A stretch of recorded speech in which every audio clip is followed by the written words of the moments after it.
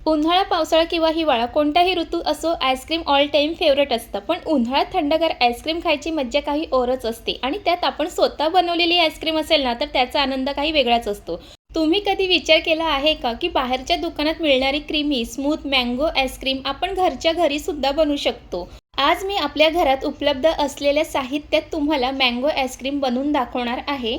बऱ्याच जणांना घरी आईस्क्रीम बनवायची असते, पण त्यासाठी लागणारी क्रीम किंवा आईस्क्रीमची मशीन आणि अजून बाकी काही इन्ग्रेडियंट्स जे आपल्या घरी नसतं, पण आपण ते सगळं न वापरता घरच्या घरी घरच्या साहित्यामध्ये मार्केटपेक्षा भारी आईस्क्रीम आज बनवणार आहोत. आणि आता मँगो सीझन पण सुरू आहे, तर एकदा तरी तुम्ही माझ्या स्टाईलमध्ये ही मँगो आईस्क्रीम नक्कीच ट्राय करा. एकदा बनवली की पुन्हा पुन्हा बनवणारच. म्हणूनच आजचा व्हिडिओ स्किप करू नका, तर शेवटपर्यंत नक्की पहा. मँगो आईस्क्रीम बनवण्यासाठी असे मस्त पिकलेले आंबे घ्यायचे आहेत. आता तुम्हाला आईस्क्रीम जितक्या क्वांटिटीमध्ये बनवायचे तितके आंबे घ्यायचे आहेत. इथे मी तुम्हाला 2 आंब्याचं आईस्क्रीम बनवून दाखवणार आहे. अगदी सोपी रेसिपी आहे.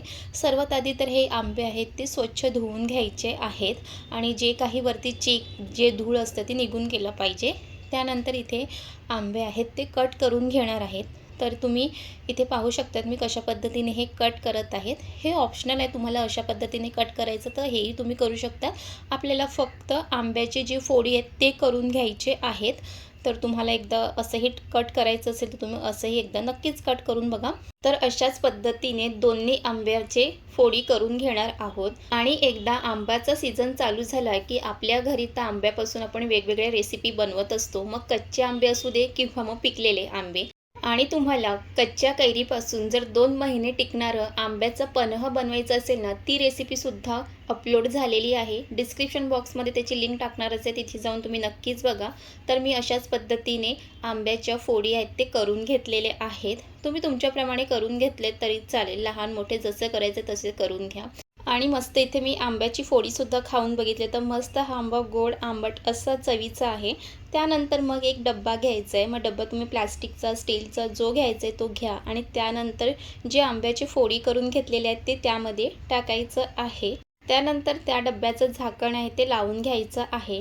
आणि त्यानंतर मग एक वाटी घ्यायची आहे आणि त्यामध्ये दूध घ्यायचं आहे. वाटीभरून इतकं दूध घ्यायचं आहे आणि ते दूध आणि हे जे आंब्याचे फोडी करून घेतलेले दोन्ही इथे लागणार आहेत. आणि दूध तर आपल्या घरी नेहमीच असतं. 1 वाटी इतकं घ्यायचं आहे.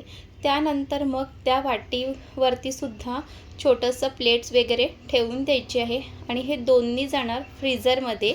आणि हे दोन्ही आहेत ते 3-4 तासामध्ये फ्रीझरमध्ये ठेवून द्यायचं आहे. छान असं बर्फ त्याचं बनतं आणि आपल्याला ते बर्फच पाहिजे आईस्क्रीम बनवण्यासाठी. त्यानंतर इथे 4 तास झालेले आहे. 4 तास झाल्यानंतर हे बाहेर काढून घ्यायचं आणि इथे तुम्ही पाहू शकतात की जे आंब्याची फोडी आहे ती छान असं त्याला बर्फ झालेला आहे आणि दुधाचा सुद्धा बर्फ छान झालेला आहे. आणि हे असंच पाहिजे. हे का असं करायचं ते तुम्हाला त्याचं पुढे मी कारण सांगते.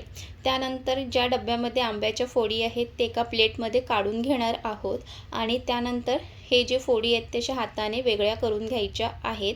आणि हे सहज निघते, ह्याला काही जास्त वेळसुद्धा लागत नाही. तर इथे सर्व आंब्याच्या त्या फोडी आहेत त्या अशा वेगळ्या करून घेतलेल्या आहेत. त्यानंतर मग मिक्सरचा भांडा घ्यायचा आहे आणि त्यामध्ये हे आंब्याच्या फोडी घालून घेणार आहोत. आणि त्यानंतर मग ह्यामध्ये तुम्ही तुमच्या आवडीप्रमाणे ड्रायफ्रूट्स ह्यामध्ये घालू शकतात, जसं की बदाम, पिस्ता, काजू. आणि हे सगळं आहे ते थोडंसं बारीक करून घालायचं आहे. आणि आईस्क्रीममध्ये हे खाताना खूप छान लागते, म्हणून नक्की घाला. आणि ड्रायफ्रूट्स पण आपल्या घरी असतंच. त्यानंतर दुधाचा जो बर्फ झालेला आहे तो सुद्धा अशा पद्धतीने हाताने तुकडे करून घ्यायचे, ते सुद्धा सहज होते. आणि त्यानंतर मग ह्यामध्ये साखर घालायची आहे. आता तुम्हाला आंबा जितका आंबट गोड असेल त्याप्रमाणे त्यामध्ये साखर घालायची आहे. यामध्ये मी 5-6 चमचे इतके साखर घातलेले आहेत. आणि यामध्ये अजिबात पाण्याचा वापर करायचा नाही आहे. एकदा हे फिरून घ्यायचं आणि त्यानंतर मग ह्यामध्ये दूध घालायचं आहे. दूध ह्यामध्ये मी 1 वाटी परत इतकं घालणार आहे आणि परत ते मिक्सरला फिरून घ्यायचं आहे. आणि मी तुम्हाला इथे दाखवते की ही जी पेस्ट आहे ना किती स्मूथ अशी बनवून झालेली आहे. आपण या पेस्टमध्ये कुठेही क्रीम वगैरे काहीच वापरलेली नाही आहे, तरी पण ही पेस्ट आहे एकदम स्मूथ झालेली आहे. तुम्ही इथे पाहू शकतात. सुरुवातीलाच आंब्याच्या फोडी आणि दूध हे फ्रीझरमध्ये बर्फ करण्यासाठी ठेवलेले, त्याच्यामुळेच ही जी पेस्ट आहे ना अशी स्मूथ बनून होते. क्रीम न वापरता सुद्धा आपण अशी स्मूथ पेस्टही बनवू शकतो आईस्क्रीम करता, म्हणून तुम्हाला ही स्टेप नक्कीच फॉलो करायची आहे। आणि जर तुमच्याकडे क्रीम असेल तर तुम्ही ते सुद्धा घालू शकतात, पण जेव्हा आपल्याकडे नसतं ना तेव्हा तुम्ही अशा पद्धतीने हे स्टेप फॉलो करायचे। त्यानंतर हे सर्व मिक्सरला फिरवून घेतलेले आहे ते एका डब्यामध्ये काढून घ्यायचं आहे। तुम्ही कोणताही डब्बा घेऊ शकतात। तर इथे हे डब्यामध्ये हे सगळं टाकून घेतलेलं आहे आणि त्यानंतर ते एकदा टॅप करून घ्यायचं आणि वरून मग ड्रायफ्रूट्स असे टाकायचे आहेत, काजू, बदाम, पिस्ता। आणि तुम्ही ते पाहू शकतात की ही जी आईस्क्रीम आहे ती आता इतकी दिसायला छान आहे, जेव्हा पण खायला जाईल ना चवीला सुद्धा खूप छान लागते। आणि हे सर्व मिक्सरला फिरून घेतल्यानंतर थोडंसं टेस्ट करून बघायची। आईस्क्रीम तुम्हाला जितकी गोड पाहिजे त्याप्रमाणे तुम्ही परत त्यामध्ये साखर घालू शकतात। त्यानंतर अजून एक महत्त्वाची स्टेप आहे की झाकण लावण्याआधी तुम्हाला एखादा प्लास्टिक किंवा फॉईल पेपर असेल ते सुद्धा तुम्ही झाकण लावण्याच्या आधी वरून असं कव्हर करून घ्यायचं आहे।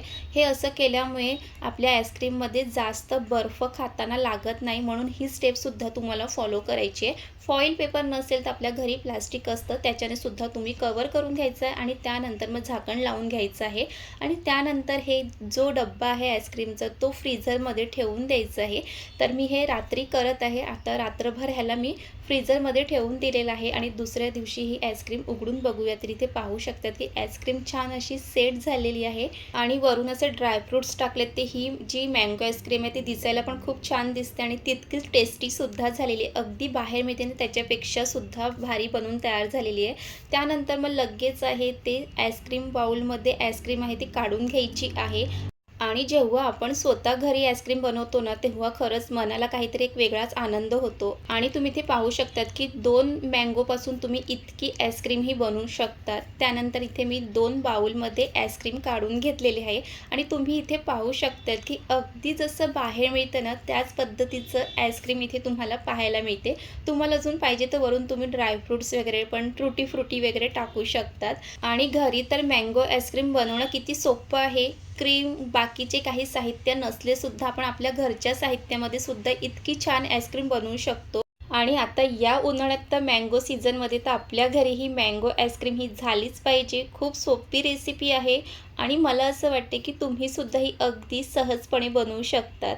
आणि इथे पाहिल्यानंतर तर कोणीही सांगू शकत नाही की तुम्ही घरी बनवलेली आहे, कारण ती दिसायला पण अगदी मार्केटला मिळते तशीच दिसते आणि चवीला पण त्याच्यापेक्षा भारी बनवून तयार होते। आणि त्यानंतर तुम्हाला इथे आईस्क्रीम खाऊन सांगते आणि खरंच सांगते मला असं वाटतच नाही की ही घरी बनवलेली मी आईस्क्रीम खाते आणि ह्यामध्ये असं वाटते की मी बाहेरूनच आईस्क्रीम मागवलेली आहे। आणि ह्यामध्ये जे काही ड्रायफ्रूट्स घातलेत ना ते सुद्धा खाताना दाताखाली येते तर अजून छान लागत आहे।